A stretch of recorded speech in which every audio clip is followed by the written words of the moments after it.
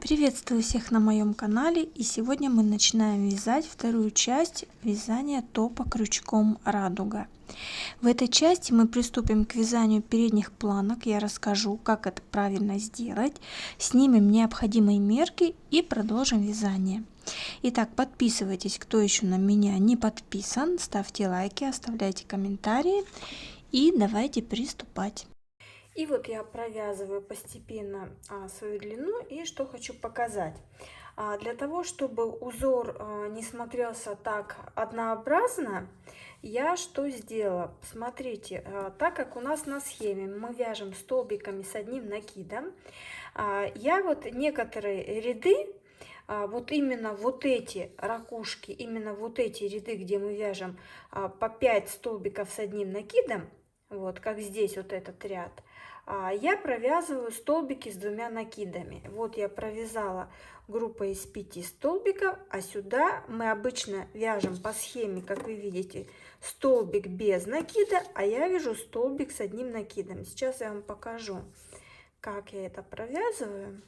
То есть я делаю двойной накид на крючок, вот в серединку перекрещенных столбиков начинаю вязать 5 столбиков с двумя накидами. Первый столбик и сюда еще 4, чтобы получилось 5 столбиков. За счет разной высоты рядов у нас получится очень интересный эффект. Вот 5-й столбик я провязываю, и мы вот в этот столбик без накида предыдущего ряда по схеме мы провязывали также столбик без накида.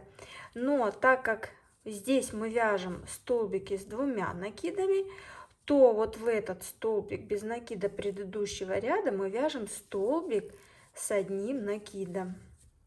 И опять я повторяю столбики с двумя накидами. А следующий ряд уже, вот перекрещенные столбики, мы также вяжем по схеме, как обычно, то есть столбики с одним накидом. Вот у меня вот этот ряд, я вязала столбики с двумя накидами, далее столбик с одним накидом я провязывала, и вот опять столбик с двумя накидами.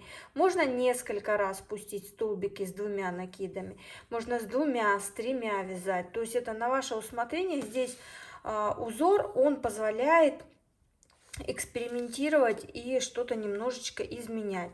И вот таким вот образом у нас будет получаться и очень красиво. Мне очень нравится. Поэтому давайте вязать дальше. Я напоминаю, что мы вяжем до уровня подмышек. И вот я провязала необходимую мне высоту. У меня получилось сантиметров 17 сантиметров. Как определить вот эту высоту и откуда мы будем начинать определять вырез? То есть вы должны понять, вот у меня получилось 17 сантиметров. Условно я вот так их нарисую. Вот 17 сантиметров. И теперь мы будем разделять, находить серединку, будем разделять на вырез. То есть учитывайте глубину выреза, какой вырез вам необходим.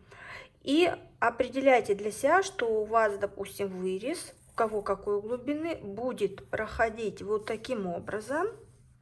Вот я решила вот так связать. То есть если здесь у вас 17 сантиметров, у вас свои сантиметры, соответственно, 17 сантиметров.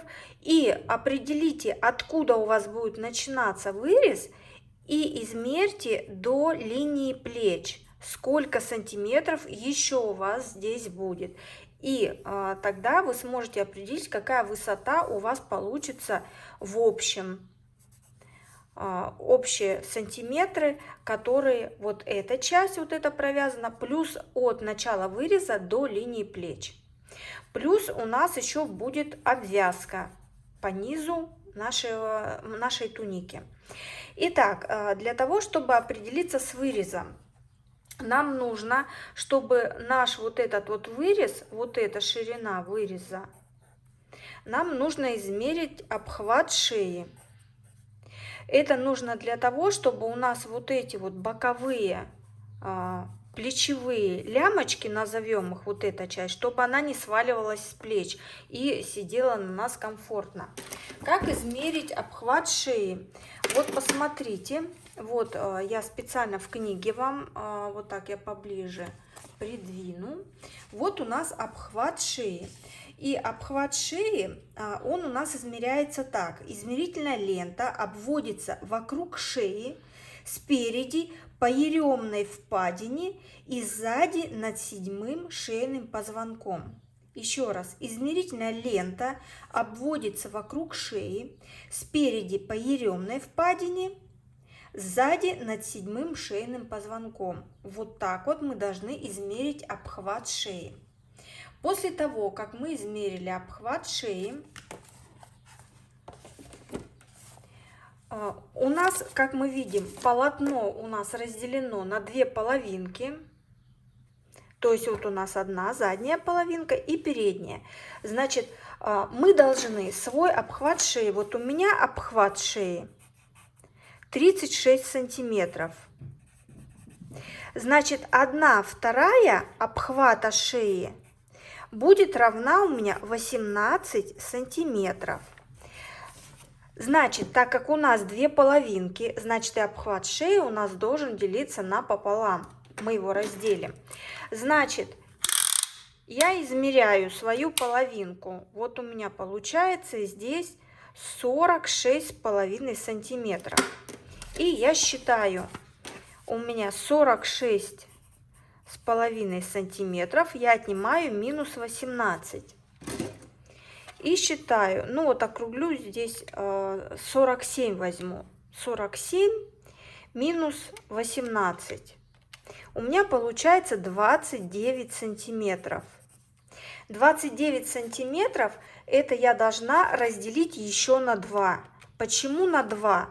Это потому, что я буду с одного края, я сейчас отложу 14,5 и прикреплю маркер. Вот я откладываю 14,5, прикрепляю маркер. И с этого края я измеряю 14,5 и прикрепляю маркер. И вот между маркерами у вас должна получиться 1/2 обхвата шеи. И вот у меня здесь получается 17 сантиметров. А у меня 1/2 обхвата шеи 18 сантиметров. Я оставлю наперед 17 сантиметров. На заднюю планку я оставлю 19 сантиметров. И вот теперь я измеряю между маркерами, у меня получается 17 сантиметров. То есть мне нужно еще распределить так, чтобы у меня было одинаковое количество раппортов с правой и с левой стороны. И вот я считаю, у меня 1, 2, 3, 4, 5 раппортов с одной стороны и тут 1, 2, 3, 4, 5. Все, 5 раппортов с одной стороны, 5 раппортов с другой стороны. И между раппортами у меня вот 17,5 сантиметров. В принципе, этого мне будет достаточно. Я должна сейчас определить для себя середину выреза. Вот у меня получается 1, 2, 3, 4, 5, 6. То есть вот ровно посерединке, вот так вот, у меня будет начинаться вырез. И в соответствии с этим я должна, вот я как раз вот нарисую, вот я думаю, вам тут будет видно. Вот у меня будет таким вот образом. У меня вот середина. И я теперь буду делать убавки. И вот таким вот образом я должна буду вязать, чтобы подойти. Вот у меня линия плеча. Видно, думаю, вам, да? Вот у меня вот эта линия плеча. Я должна буду от маркера провязать вот сюда вверх. Вот. И здесь вот у меня линия плеча, и я должна буду сделать убавки. Соответственно, у меня будет вот такой вырез, и дальше вот здесь у меня уже будет вязание плеча. То есть вот такой вырез у меня будет, и здесь я соединю плечевые швы. То есть у нас вязание теперь будет вот так вот справа налево. С убавками мы будем вязать. мы будем делать убавки вот по этому краю и по этому. То есть мы должны теперь будем провязывать вот в таком направлении. Сначала мы провяжем одну половинку, затем мы провяжем другую половинку. Задняя часть, вы можете заднюю планку провязать точно так же, как переднюю. Сделать такой же вырез, только чуть поменьше. Но он, в принципе, точно такой же будет неплох. Но заднюю планку можно связать, буквально убавить один раппорт аккуратно, чтобы у нас под шею легло все хорошо и нам было комфортно. Итак, я думаю, я сейчас вам нарисовала схематично, как это у нас примерно будет выглядеть, и я думаю, это понятно. Поэтому вам нужно сделать вот именно таким образом. Плюс еще повесьте на вот боковые швы маркеры. Понятно, что вот где у нас ниточка закончилась, это у нас один боковой шов. Мы начнем сейчас вязать вот отсюда и будем вязать до маркера. Я сейчас нарисую схему убавок и покажу, как мы будем это делать. Сразу что еще хочу сказать и на что обратить внимание. Старайтесь прикреплять маркеры срединные и вот эти маркеры, чтобы у вас они четко были вот между раппортами. То есть не вот посередине вот этих 5 столбиков, а вот именно вот четко между раппортами, вот между ракушками. То есть подведите именно так свой расчет. Либо чуть полсантиметра вправо, полсантиметра влево, но чтобы четко маркеры ваши были вот между ракушками. И вот я провязала одну половинку, вот вырез у нас будет. И сразу хочу вам показать и уточнить некоторые моменты. Вот здесь мы с вами рисовали, как вот этот вырез у нас должен идти. И вот смотрите, мы с вами прикрепляли вот боковые маркеры вот на этой ширине. Это у нас центральный маркер был. И вот у нас маркеры, это у нас была 1/2 обхвата шеи. И вот получается я начала делать убавки. Я убавляла. И вот если посмотреть, вот у меня прикреплен маркер. Вот на этот столбик. Вот он. Вот он. На этот столбик у меня прикреплен маркер. И вот получается я провязала. И все, мне больше дальше не нужно делать убавки. Но если я вот провяжу вот так вот, то есть вот я провязала убавку и все, то нам нужно еще здесь учитывать глубину проймы. Я сразу хочу показать вот на книге. Глубина проймы, вот, она определяется вот так. То есть глубина, высота проймы. То есть нам нужно измерить вот эту высоту, глубину проймы в сантиметрах. Потому что если у нас получится меньше, мы, допустим, сделали убавки и все, а по высоте проймы мы не проходим, нам будет слишком узко, то, соответственно, посмотрите, как я сделала. Я сделала необходимые убавки, но по высоте проймы я не прохожу. Больше убавок мне делать не нужно. Вот вровень с маркером мои убавки сделаны.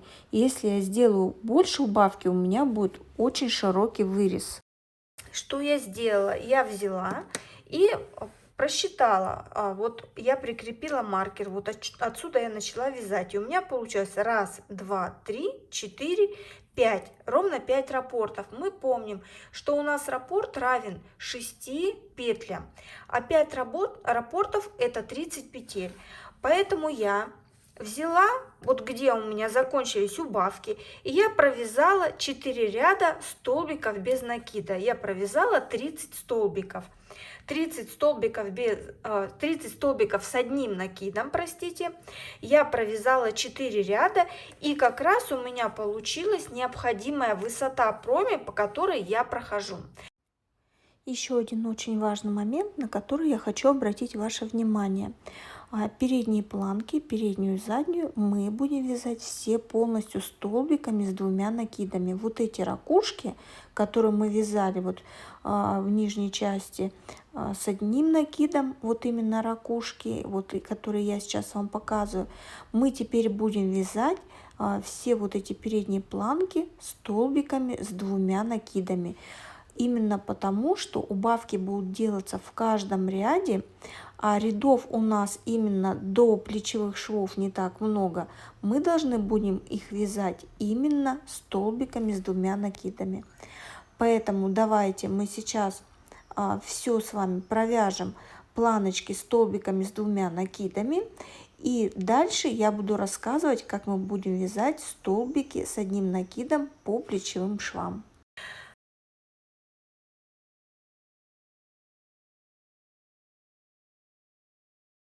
Вот я прикрепила ниточку. У вас, наверное, здесь ниточка вот осталась от вязания. То есть вы должны были сейчас разделить на 2 половинки, прикрепить по бокам вот тут маркеры. У нас передняя часть и задняя часть. Вы должны прикрепить маркеры, которые вот у нас сантиметры по обхвату, 1/2 обхвата шеи, и срединный маркер. И далее мы вяжем, вот мы провязали, закончили на ряд у нас вот ракушки по 5 столбиков с накидом или с 2 накидами, кто как вязал.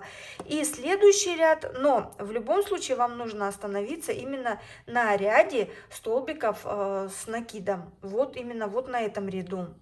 Вот на этом ряду вы должны закончить. То есть у вас тут будут столбики с 1 накидом, либо столбики с 2 накидами. У меня это ряд столбиков с 2 накидами. Но неважно, какой у вас это будет ряд с 2 накидами или с 1. Главное, чтобы был ряд вот этих ракушек. Итак, я теперь начинаю вязать. И как мы будем вязать, сейчас я покажу схему. Я, конечно, ее тут по ходу того, как я вязала, я сразу зарисовывала, что-то стирала, что-то исправляла. Но сейчас мы с вами с этим совсем справимся. Итак, я вот начала провязывать ряд, перекрещенные столбики.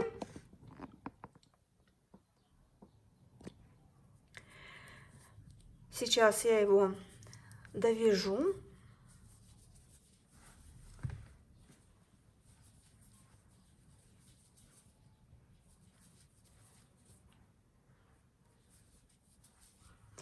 И вот у меня срединный маркер.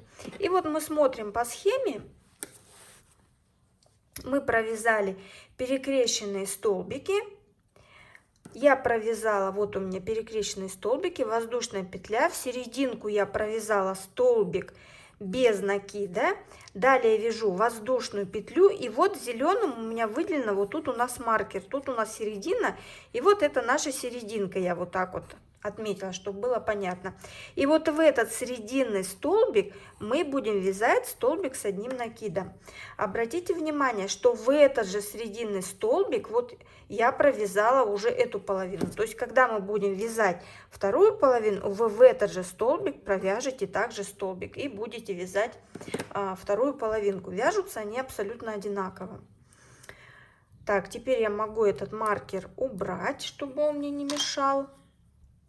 Я провязала сюда столбик без накида, воздушная петля, накид на крючок, и сюда же я вяжу столбик с 1 накидом. Вот так. То есть у нас вот так идет буковка В. Провязали.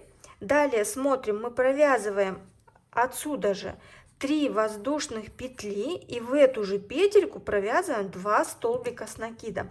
То есть у нас узор, он не меняется, у нас остается тот же самый узор, только вот эти убавки у нас несколько мы будем вязать по-другому. Я сейчас вяжу 1, 2, 3. Это как один столбик с накидом.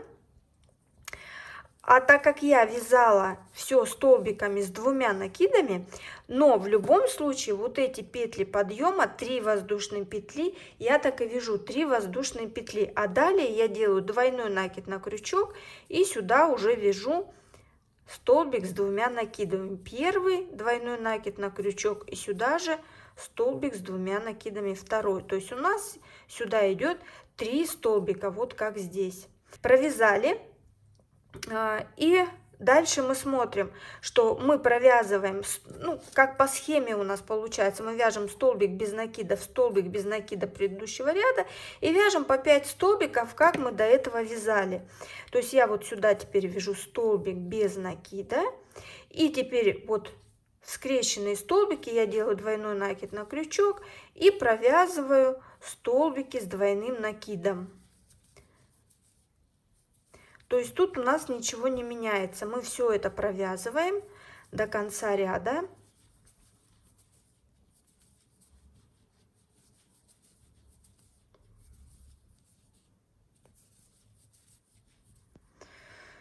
Вот горелая моя пряжа. Вот так у нас получается.